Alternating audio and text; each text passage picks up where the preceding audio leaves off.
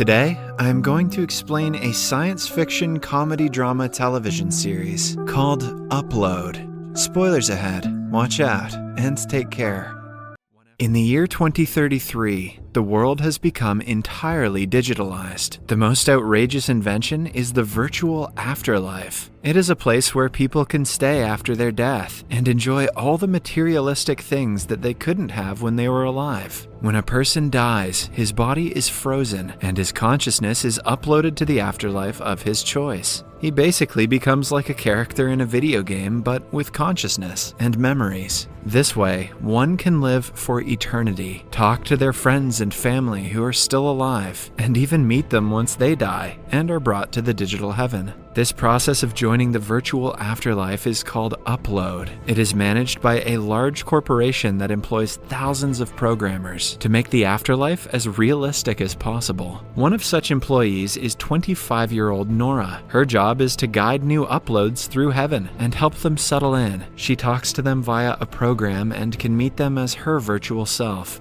Nora dreads her job, but continues working because it will give her an employee discount if she ever wishes to be uploaded after her death. Then, we are introduced to a 27-year-old computer engineer, Nathan. He is driving his automatic car to a family dinner. The car is installed with all the safety precautions and is driving itself, but Nathan wishes to race down the street. He uses an illegal hard drive and changes the settings to manual. The speed causes a police drone to chase after him, but Nathan makes up an excuse and gets out of the situation. At home, he is with his family and his wealthy girlfriend, Ingrid. Nathan is not in love with her because of her overly clingy and protective personality. She doesn't belong to his world, which is more family-oriented, unlike hers, who only care about money and fame. Upon seeing Nathan dance with her niece, Ingrid gets jealous and asks him to come with her. In the following scene, they are in the back of his car, making love. Nathan stops at the grocery store and drives back home later. On the way, a strange automatic car malfunction takes place. As a result, he crashes into a truck and is heavily injured. He is rushed to the hospital and told that he can either be uploaded or die traditionally. Ingrid arrives with a contract for his upload, even though Nathan doesn't want to spend the entirety with her. In a moment of panic, he signs the contract under Ingrid's family upload plan and is officially registered. Following this, he is kept on an inclined chair and decapitated. The next thing Nathan hears is Nora's voice. She has been assigned as his guide. Nora asks him a series of questions to ensure his senses are fine. She also creates his avatar and gives him a slight hair lift. Then, Nathan finally comes to his senses and finds himself in a lavish room that will be his for the rest of eternity. Nora tells him he is in the Lakeview Afterlife, one of the most popular packages that their company offers. Everything in this afterlife is designed to match his preferences. For instance, the building near the hotel is a bowling alley for him, but it is a church for someone else. He can meet new people and make friends until his family members die in the real world. The change is too sudden for Nathan. When he starts crying, Nora calms him down, telling him that everything will be better tomorrow. She makes him go to sleep and continues working with someone else. The next morning, Nathan wakes up and finds out that in-app purchases require money. He cannot pay through his own account because he is here on Ingrid's family upload plan. This is when he realizes that she has the power to do anything she wants with him and can even delete him. Through his balcony, Nathan can see the full view of the lake. He can even change the seasons as per his wish. After taking in the view, he meets Ingrid's grandmother, who is black and white because the reference for her avatar was taken from an old picture. He also calls Ingrid and sees that she is at a party enjoying herself. This only makes Nathan miss his former self. Before ending the call, she says that he cannot run away from her now. The comment makes Nathan feel strange, but he dismisses the feeling. Meanwhile, Nora is at home with her father. He has a health condition that is bound to kill him soon. Nora wants him to save money for the upload program, but he refuses because he wants to be with his late wife, who he thinks is in actual heaven. Back in the afterlife, Nathan goes to the lobby for breakfast and is stunned by the meal options they have. However, right at 10 o'clock, the food disappears, leaving him disappointed. He then meets a fellow dead man named Luke. The food is just a program designed to look and taste like the real stuff. Nathan is shocked that the company charges them for it because it costs them nothing to make. Wait until Nathan hears about NFTs. Luke introduces him to a flow of current called the torrent. It is a pathway between the real and virtual worlds, which is extremely dangerous. Most people who cannot get used to the virtual world commit the unthinkable by jumping into it. As a whole, Nathan likes some things about the place, like the water pressure in the shower and the fact that he can pee anywhere, but he would still rather be alive than in the supposed heaven. A man informs him that there are thousands of people in the resort right now, but as per the program, they can only see a common number. This causes some glitches which mess with Nathan's head. Everywhere he goes, he is addressed as Mr. Brown, and every staff member knows him. His hair is also too spiky for his liking, which makes him lose his mind. Soon, Nathan becomes frantic and thinks of ending it all. He is making his way to the torrent when Nora arrives and stops him. She explains that the new world might seem unnatural at first, but it is like any other man-made thing when he gets used to it. She asks him to give it a day or two, and he agrees. Nora even tells him her real name because he had been addressing her as an angel until now. A while later, Nora gets off work. When she is not around, her computer deletes files from Nathan's memories on its own. At home, she meets her date on an app called The Nightly. They place cameras on each other's chests and say that they consent before making love. It turns out that placing the camera before sex is a compulsory protocol in today's world. They can even rate each other on the app afterwards.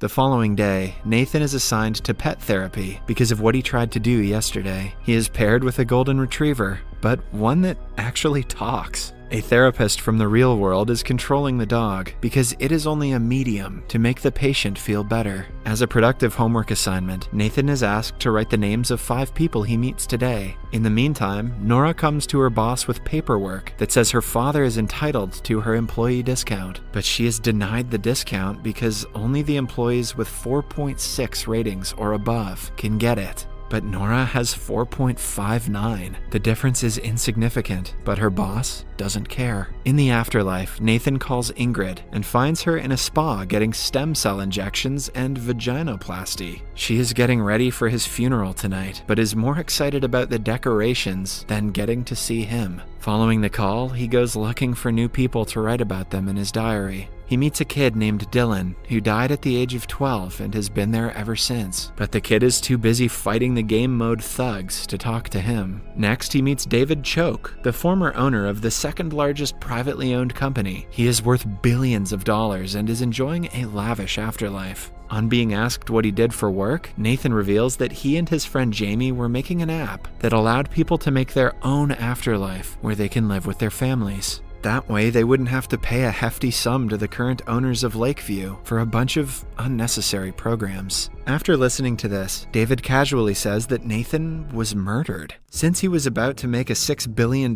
company go bankrupt, he was probably murdered by the owners. Nathan refuses to believe him and walks away. Back on the Earth, Nathan's cousin detective, Fran, is asked by Nathan's family to investigate his death. She finds Nathan's car in a junkyard which is still functioning. The car refuses to acknowledge that it is damaged, which means that it has been tampered with. Fran makes a note of this and continues the investigation. In the next scene, Nathan is with Nora, telling her that he cannot remember some parts of his life, like the name of the app he was developing. This reminds Nora of the time she found a chunk of his memory files missing. She promises to look into it, but gets busy with other clients. Nora desperately needs a 5-star rating to get her success rate up, but Dylan gives her only 3. Similarly, she gets no luck in impressing the clients that day. Nathan notices this and gives her several 5 stars. She tells him everything that is bothering her and feels a lot lighter afterward. Without them knowing, the two are developing feelings for each other. Upon reaching home, Nora looks for the missing data from Nathan's memory. She cannot find them, but is unable to get her hands on the memories that come right after the deleted parts. Nathan and his friend Jamie have just come out of a business meeting. A man asks them if they have told someone from the big companies about the idea. Nathan says only his family and girlfriend know. The entire interaction seems strange to Nora, so she decides to save the clip for later. The following week, a very important invention is about to be tested. The scientists are trying to download people from the afterlife to their normal selves in the world. The first download is about to be broadcasted internationally. At the same time, Nathan is getting ready for his funeral under Ingrid's supervision. She makes him wear clothes he is not comfortable wearing and takes the entire control of his life. Nathan is excited about the download feature because if it is successful, he might get back to his old form. They watch the first test take place and are shocked to see the test subject's head explode. The experiment is unsuccessful, but Nathan still has hope that he will return home one day. Later that day, the funeral party starts in LA, New York, and in the virtual world. Nathan comes to the party with Luke. In New York, Nora also visits his funeral. Nathan had thought that it would be filled with his friends and people he likes, but instead, none of them have come because of a game. He is the most shocked about Jamie being absent. His mother also reveals that the money they got from his share of the company was not a lot. The party doesn't even seem to be for Nathan, as everyone socializes among themselves. When he calls out Ingrid for the lame planning, they get into an argument. She pulls out the big guns, threatening to delete him altogether. In the end, Nathan has to reluctantly apologize. Nora watches all of this take place and feels bad for him. Detective Fran is also at the funeral. She finally gets to talk to Nathan and asks him if he has any enemies. She also discloses that his vitals were improving before he was taken to be uploaded on the day he died. Nathan knows Fran for being strange, so he doesn't think much about the comment. Later that night, Nora returns home and calls the guy she saw in Nathan's memory earlier. He introduces himself as Josh, but refuses to tell her anything about the meeting he had with Nathan. In the last scene, Nathan is in his bed, calling Jamie again, but like always, he doesn't pick up. It is strange because they used to be best friends before his death.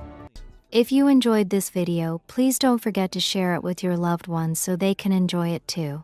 Your support really means a lot to us. Kindly leave a like, drop a comment and join our growing family by staying connected with us. Yen.